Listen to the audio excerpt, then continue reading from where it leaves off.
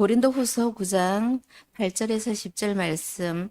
하나님이 능히 모든 은혜를 너희에게 넘치게 하시나니 이는 너희로 모든 일에 항상 모든 것이 넉넉하여 모든 착한 일을 넘치게 하게 하려 하심이라.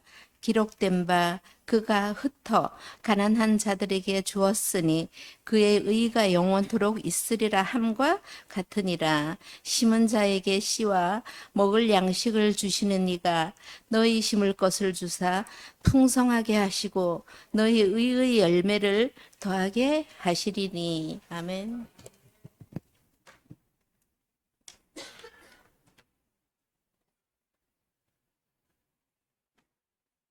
사람들이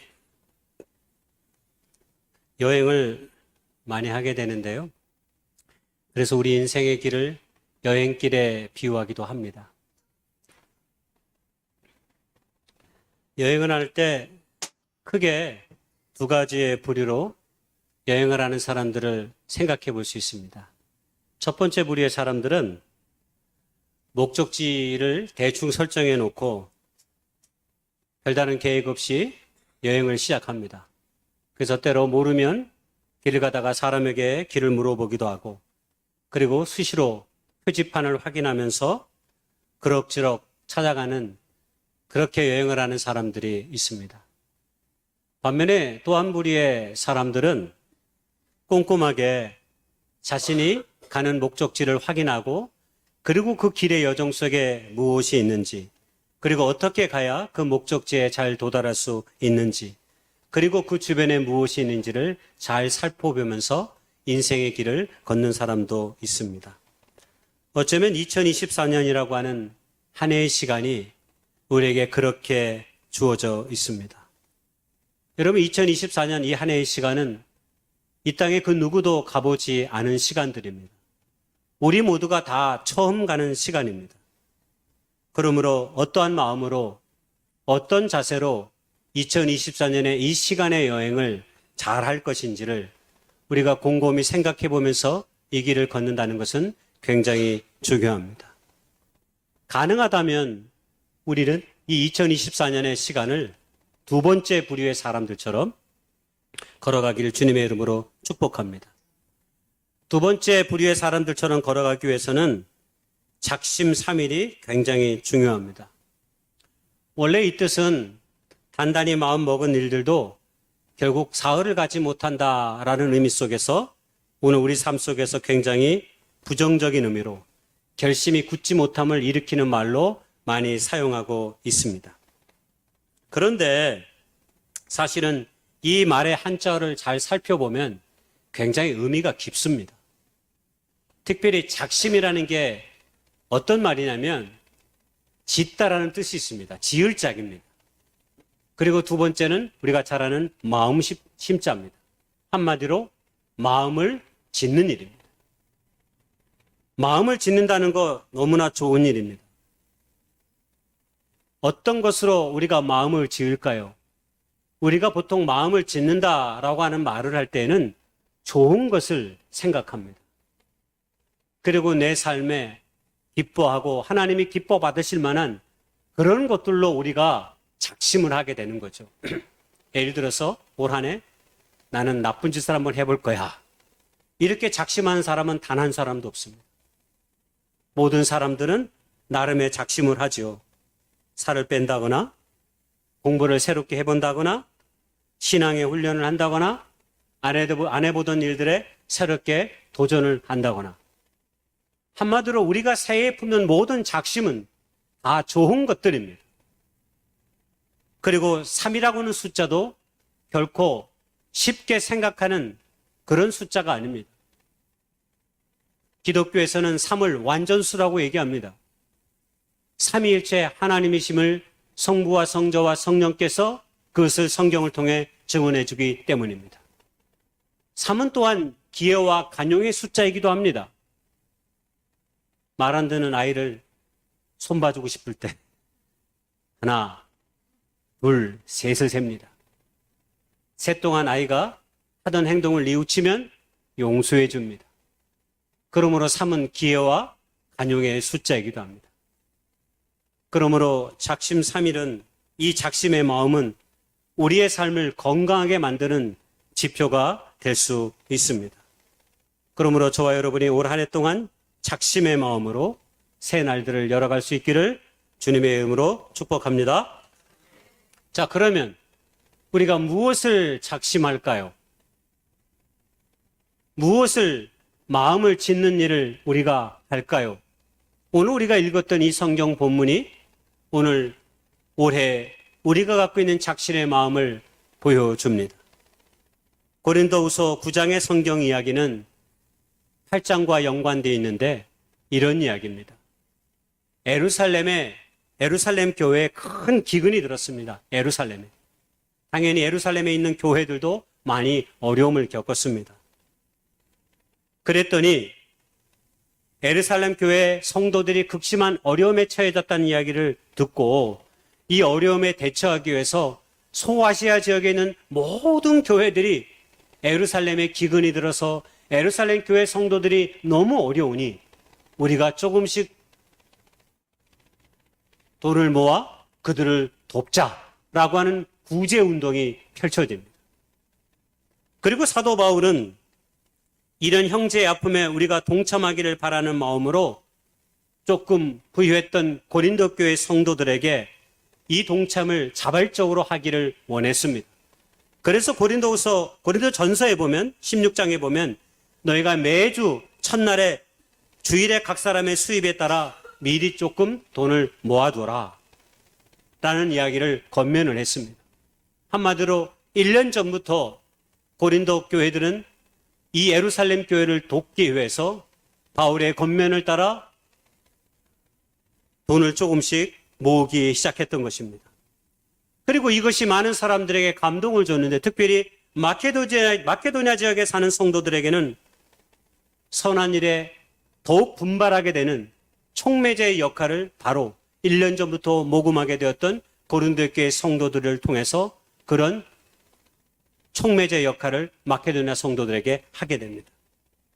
결국 이 이야기의 내용이 뭐냐면 결국 이 사건은 예루살렘의 기근이라고 하는 큰 엄청난 자연의 재해가 임했지만 이 일로 말미암아 그리스도교의 모든 교회들이 하나가 되는 그런 상징적인 사건이 오늘 이 구제와 이 구호의 사건입니다.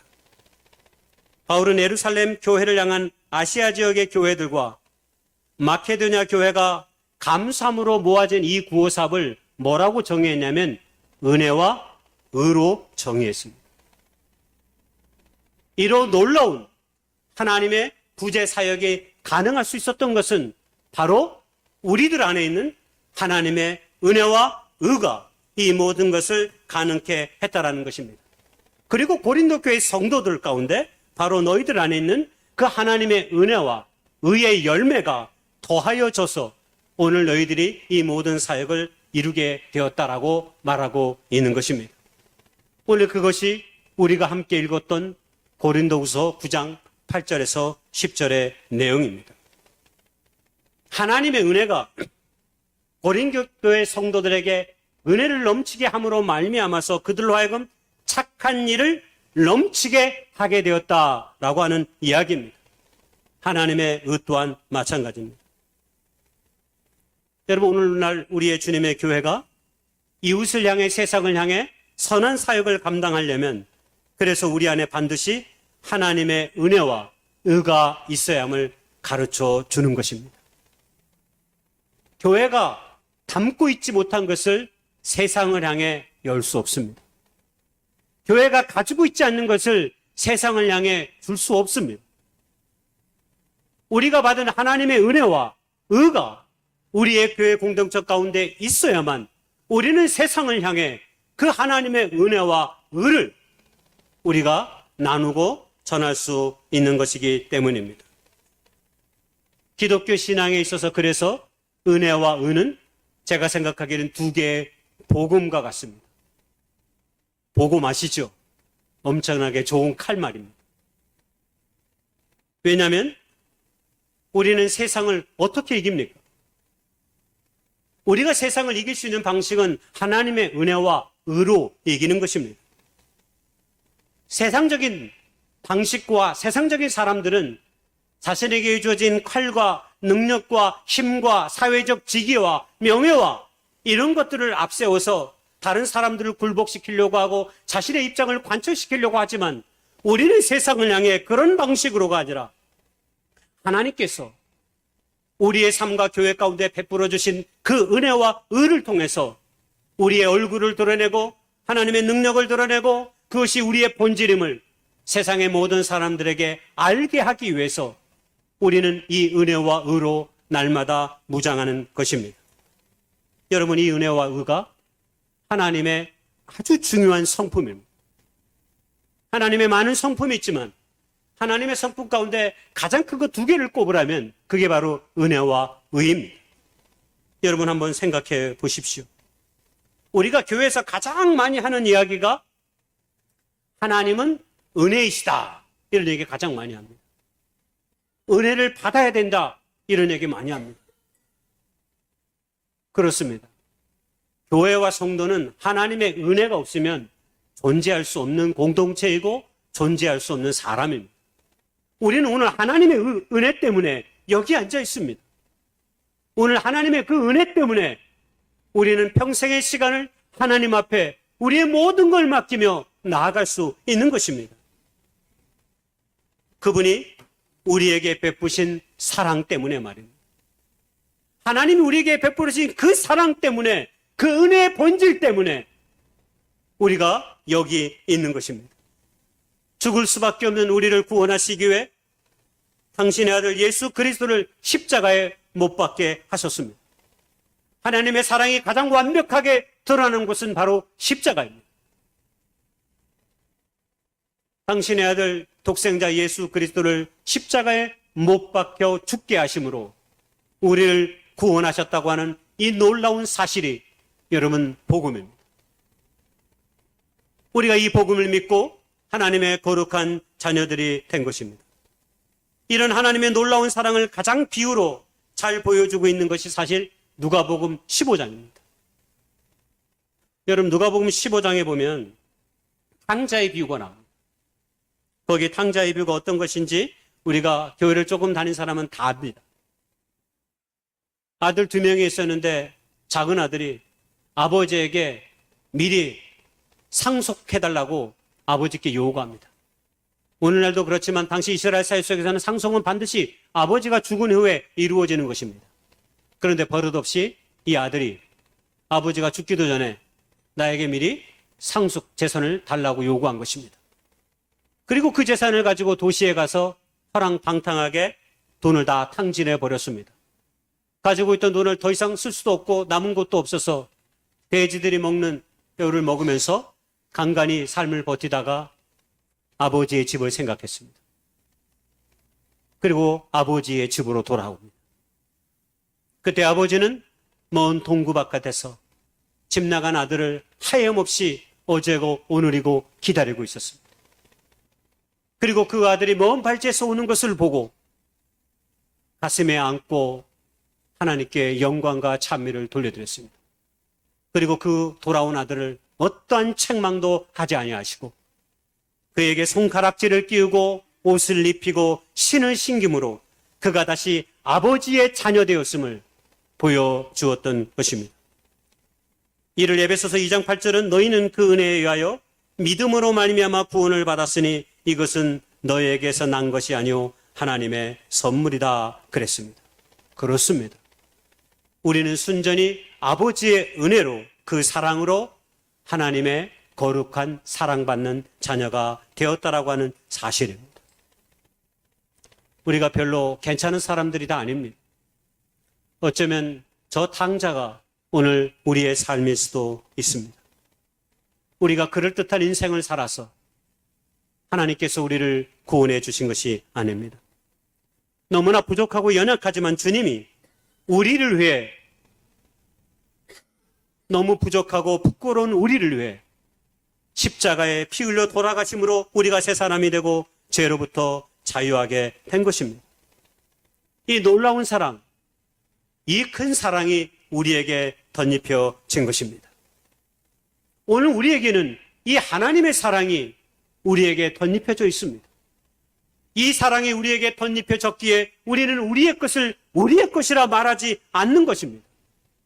그래서 우리가 가진 이 모든 것들이 하나님의 영광 속에 있음을 깨닫게 되고 겸손히 내려놓을 수 있게 되는 것입니다.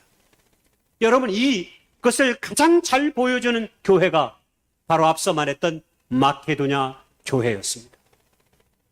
마케도냐 교회는 이 하나님의 은혜를 가장 잘 보여준 교회였습니다. 고린도후서 8장 1절 2절에 보면 마케도냐 교회의 교회인들이 예루살렘 교회를 도운 일을 바울이 소개합니다. 그런데 이 마케도냐 교회는 소아시아 지역에 속해 있는 모든 교회들 가운데 가장 가난한 교회였습니다. 가난한 성도들이 함께 모여있던 교회, 바로 그게 마케도냐 교회였습니다. 그것뿐입니까? 그들은 노마의 박해와 어려움도 많이 겪었습니다. 살기도 어려운데 환난과 시련 속에 마케도냐 교인들은 거할 수밖에 없었습니다. 그런데 오늘 바울은 마케도냐 교회와 교인들의 영적인 그 심령의 상태를 이렇게 말합니다. 환난의 많은 시련 가운데서 그들이 넘치는 기쁨과 극심한 가난이 그들의 풍성한 연보를 넘치도록 하게 하였느니라. 도저히 인간적으로 생각해 보면 말이 되지 않습니다. 환난과 시련 가운데 있는데 기쁨으로 드렸다고 합니다. 가난 가운데 있는데 풍성한 연보로 드렸다고 합니다. 예루살렘 교회를 돕는 일에 있어서 말입니다. 우리는 사실 내가 무엇인가 가지고 있어야 남을 돕는다고 생각합니다. 내가 조금 누리고 있어야, 내가 무엇인지 할 수 있는 것이 있어야 남에게 무엇인가 할 수 있고 도울 수 있다고 생각합니다. 그런데 우리가 말씀을 통해 믿음을 갖게 되면 우리의 이런 생각들이 지극히 인간적인 생각이라는 사실을 우리가 알게 됩니다. 마케도냐 교회는 극심한 가난 가운데서 풍성한 연보를 예루살렘 교회를 돕는 일에 드릴 수 있었던 것이 그들에게 넘치는 기쁨이 있었다라고 말했습니다. 여러분, 이 기쁨의 실체가 무엇입니까? 바로 하나님의 은혜와 사랑입니다. 하나님의 은혜와 사랑을 온 삶으로 누리는 믿음의 공동체는 바로 이렇게 나아갈 수 있는 것입니다. 그것도 기쁨으로 말입니다. 두 번째로 하나님의 의입니다. 하나님의 의가 있었기에 예루살렘 교회를 향한 그들의 돌봄이 그들의 구제가 가능했습니다. 여러분, 성경에서 하나님의 의로움은 항상 옳은 일을 하는 것과 관련되어 있습니다. 여러분, 우리가 어떤 사람을 의롭다라고 말할 때 어떤 것을 보고 얘기해요? 그 사람이 하는 행동을 보고 우리는 그렇게 이야기합니다. 물론 로마서에서의 하나님의 의는 하나님과 관계 속에서 설명되어지지만 특별히 구약에서 하나님의 의는 언제나 옳은 일을 행하시는 분으로 우리에게 소개됩니다. 그렇습니다. 항상 하나님은 의로운 분이십니다. 그분이 의롭기 때문에 하나님의 거룩한 백성들도 의로운 삶의 길을 걸어갈 수밖에 없는 것입니다. 아직 돌아가시지 않았는데 90이 넘은 나이에 한국에 가장 많이 알려진 독일의 유명한 신학자가 있습니다. 그 신학자가 몰트만입니다. 이분이 거의 100세가 다 돼갑니다. 이분이 인생의 말년에 책을 하나 썼는데 하나님의 이름은 정이다, 이렇게 고백하는 책을 썼습니다. 그가 평생의 시간의 삶을 살아가는 동안 자신에게 다가왔던 그 하나님을 결국 하나님은 의로우신 하나님이심을 고백하지 않을 수 없었던 거죠. 구약 성경에서 하나님의 정의를 가장 잘 보여주는 예언자는 아모스입니다. 아모스는 5장 21절 24절에서 하나님께서 어떤 분인지를 잘 설명합니다. 그들이 형식적으로 거칠애적으로 하나님께 열심히 예배를 드리고 번제도 드리지만 그들이 실제로는 다 하나님의 정의와 하나님의 공의에서 멀어진 삶의 모습이었음을 질타합니다.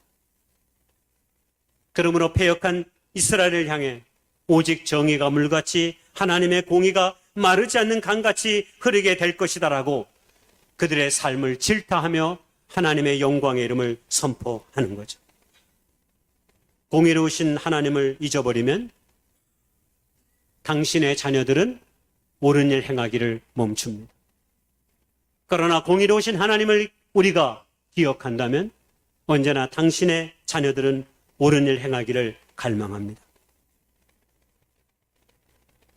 의를 위하여 핍박받는 자가 복이 있다라고 주님은 우리에게 말했습니다. 성경에 의로운 자라 불림을 받는 사람이 여러 명 있는데 여러분 그 중에 한 사람은 노아였습니다. 노아는 당시에 의롭다라고 인정을 받았다고 하나님께서 말씀하셨습니다.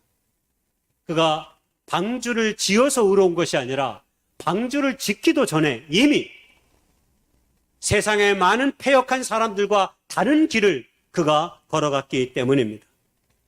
폭력을 숭상하는 사회의 한가운데서 그는 하나님의 정의를 노래했습니다. 타락한 문화에 몸을 맡기기보다는 자기 자신을 하나님 앞에 두고 순결하게 정결하게 자기 자신을 다스려 갔습니다. 바로 그것이 하나님께로부터 당대의 의인이다라고 인정받는 그런 믿음의 별칭을 받을 수 있었던 것입니다. 그렇습니다. 하나님의 사람들은 시대가 어떠하든지 간에 우리의 삶의 정황이 어떠하든지 간에 정의의 횃불을 들고 사는 자와 같습니다. 그래서 예수님도 산상수훈의 말씀을 끝내고 우리에게 전해주는 마태복음 5장 16절의 말씀이 있습니다. 너희 빛이 사람 앞에 비추게 하여 그들로 너희 착한 행실을 보고 하늘에 계신 너희 아버지께 영광을 돌리게 하라. 주님의 제자들에게 강력하게 산상수훈의 하나님의 나라의 윤리의 말씀을 선포하시면서 마지막에 이 말씀을 당부하십니다. 너의 빛을 사람 앞에 비치게 하여 그들로 너의 착한 행실을 보고 하늘에 계신 너희 아버지께 영광을 돌리는 삶. 바로 이것이 제자들 그리고 오늘 주의 이름으로 세례받아 하나님의 거룩한 교회의 백성이 된 우리 모두가 가져야 하는 삶의 태도인 것이죠. 그리스도인들은 다른 이들의 불의와 거짓 때문에 물들지 않고 언제나 올곧게 우리에게 주어진 길을 정직하게 진실되게 걸어가는 사람들입니다. 그래서 우리는 우리보다 앞서 믿음의 신앙을 가지고 이 길을 걸어갔던 사람들을 기억하며 살아가야 합니다. 우리는 역사 속에서 공의로우신 하나님에 대한 신앙을 지키며 자신에게 주어진 삶의 터전에서 하나님의 공의를 실현해 갔던 수많은 인물들을 기억해야 합니다. 그 중에 한 사람은 윌버포스와 미국의 존 울만입니다. 우리가 윌버포스와 존 울만, 윌버포스는 많이 들어봤습니다. 영국 사람인 이 윌버포스는 원래 정치인이었습니다. 최초로 노예무역 폐지 법안을 냈습니다. 그러나 영국의 의원들이 다 부결시켜버립니다. 정신 차려라. 18세기만 해도 노예는 자기 집에서 다 데리고 있는 그저 사람으로서가 아니라 그냥 필요의 물건처럼 치부되는 그런 사회였기 때문입니다. 그런데 윌버포스가 포기하지 않냐고 11번에 걸쳐서 의회에 이 법안을 냅니다. 그리고 끝끝내 실패합니다. 그래서 모든 것을 포기하려고 했지만 다시 힘을 내서 끈질기게 매달려서 결국 20년 만에 노예무역 폐지 법안을 통과시켜 냅니다. 놀라운 일이 있었던 거죠. 그리고 나서 또 한 사람 존 울만도 우리가 기억해야 되는데 여러분 우리가 이 사람은 많이 알려져 있지 않는데 사실은 굉장히 중요한 사람입니다. 왜냐하면 미국에서 흔히 노예 인권운동을 이끌었던 사람은 우리가 아브라함 링컨 노예 해방하면 아브라함 링컨을 우리가 말하지만 그것보다 앞서 100년 전에 이미 노예 해방을 감행한 사람들이 있었습니다. 바로 그 사람이 존 울만입니다. 1758년에 호랜드 교회라는 곳에서 교회 그 총회 모임에서 노예를 금지하는 모든 노예들을 해방시킬 것을 모든 목사와 장로들이 결의를 합니다. 그리고 노예를 자신들이 데리고 있는 모든 노예를 한 사람도 데리고 있지 않고 그들의 모든 쇠사슬을 풀어주는 가명을 합니다. 여러분, 이 일을 이끌어낸 사람이 바로 존 울만입니다. 얼마나 놀라운 역사를 이룩해 된 사람인지 우리가 기억해야 합니다. 역사 속에 기억해야 될 또 다른 사람들은 데스몬드 투투와 우리가 잘 아는 마르틴 루터 킹 목사님입니다. 남아프리카 공화국의 인종차별을 폭력이 아닌 기도와 설득을 통해서 불신과 증오를 무너뜨렸던 한 사람을 꼽으라면 역사 속에서 저 투투 성공의 주교를 꼽습니다. 그렇습니다. 오랜 시간 동안 수없이 많은 사람들이 죽임을 당하였지만 그들을 설득하고 이 모든 것들이 하나님의 뜻에서 어긋나는 일임을 끝없이 백인들을 설득했습니다. 여러분, 남아프리카 공화국은 여러분 기독교 신앙의 거의 90% 이상입니다. 왜? 백인들이 그 아프리카 지역의 주요 모든 공직자와 모든 지역을 다 다스리고 있기 때문입니다. 그러므로 그들을 끊임없이 설득하고 그들을 끊임없이 노예가 하나님의 질서의 어긋남을 설득함을 통해서 끝내 하나님의 정의를 실현시켜 갔던 사람들입니다. 여러분, 오늘날 우리도 우리의 삶의 자리에서 이런 하나님의 의를 세워갈 수 있습니다. 내 안에 육신의 정욕, 안목의 정욕, 이생의 자랑이 아니라 우리 주변의 가난한 자들을 끊임없이 기억하고 끊임없이 고통받는 자들의 소리에 귀를 기울이고 우리 안에 외로움과 두려움 속에 있는 자들을 가슴에 안고 살아가는 것. 바로 그것이 하나님의 의 가운데 있는 하나님의 백성들의 삶의 모습입니다. 결론적으로 오늘 본문 가운데 가장 인상 깊었던 하나의 단어가 나오는데 바로 더하다라는 표현입니다. 은혜와 올 한해 우리 주제가 은혜와 의의 열매를 더하는 교회입니다. 우리 다 같이 따라서 한번 해보겠습니다. 은혜와 의의 열매를 더하는 교회.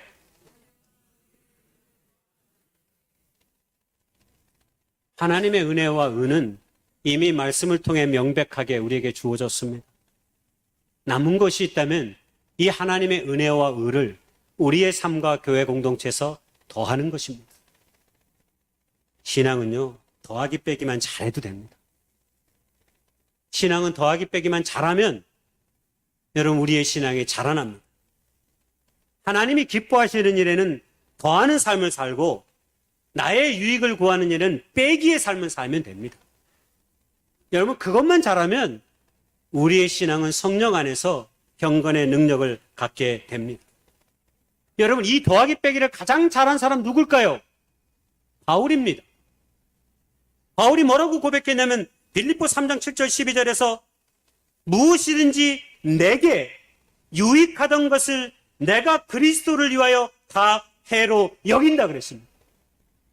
여러분, 말씀을 꼼꼼히 촘촘히 읽어보십시오. 내게 유익하던 것을 그리스도를 위하여 다 해로 여긴다 그랬습니다. 심지어는 내가 주님을 위하여 모든 것을 잃어버리고 배설물로 여김은 그리스도를 얻고 그 안에서 발견되려 함이니라. 예수 그리스도가 우리의 삶의 주가 되면 우리가 세상에서 얻는 그 어떤 것보다도 충만한 기쁨과 은혜가 그리고 그 평안이 우리에게 있기에 우리는 하나님의 은혜를 더하는 삶을 살아갈 수밖에 없는 것입니다. 2024년 한 해 동안 여러분은 무엇을 더하며 살겠습니까? 이왕이면 누군가를 돕는 일에 하나를 더하실 수 있기를 소망합니다. 왜냐하면 오늘 우리 시대가 자기를 우상으로 삼는 시대이기 때문입니다. 내 삶이 언제나 중요합니다. 내 계획이 있으면 언제든지 하나님의 뜻은 뒤편에 놔둘 수 있는 시대가 되어버렸습니다. 그러므로 이 시대에 가장 필요한 그리스도인들의 덕목이 있다면 바로 그것은 하나님의 은혜를 더하는 것입니다. 하나님의 은혜를 가장 잘 더하는 사람 중에 한 사람들은 유대인들입니다. 유대인들은 남을 돕는 일이 권장사항이 아니라 신앙적인 법적 의무입니다. 그래서 유대인들에게 구제는 마음 좋은 사람들의 전유물이 아니라 모든 유대인들이 13세 이상의 모든 유대인의 성인들은 반드시 지켜야 될 의무가 있어요. 심지어는 구제를 받는 사람도 이 의무에서 제외되지 않습니다. 구제를 받는 사람들도 구제하며 살아야 합니다. 비록 자기가 구제를 받는 입장이라 해도 그것에 주어진 의무는 면제되지 않습니다. 구제받은 것을 나누는 의무가 유대인들에게는 주어져 있습니다. 유대인의 전통에 따르면 수입의 10분의 1을 구제에 쓰는 것이 보통 수준입니다. 그리고 보통은 10분의 1을 그렇게 사용합니다. 조사하다 보니까 재미나는 구절도 있더라고요. 여성들이 아주 좋아할 이야기인데 이 구제의 10분의 1의 우선순위가 매겨져 있어요. 첫 번째가 아내입니다. 두 번째가 자녀입니다. 세 번째가 친족입니다. 네 번째가 이웃입니다. 그래서 보통의 유대인들은 10분의 1을 가지고 구제하는 것이 아니라 10분의 2 그리고 10분의 5를 사용하기도 하는데 10분의 5를 사용하는 구제에 사용하는 사람들은 최선을 다한 사람이다라고 일컬어진다고 합니다. 그래서 오늘날 유대인들이 있는 곳에 구제가 있고 구제 단체가 있다는 말을 하는 것입니다. 결론입니다.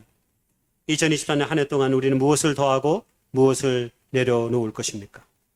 우리 신앙은 이 영적 싸움에 있습니다. 이것만 잘하여도 우리 신앙은 이전보다 진일보할 것입니다. 바라기는 한 해 동안 우리의 교회가 하나님의 은혜와 의가 더하여지는 교회가 될 수 있기를 주님의 이름으로 축복하고 소망합니다.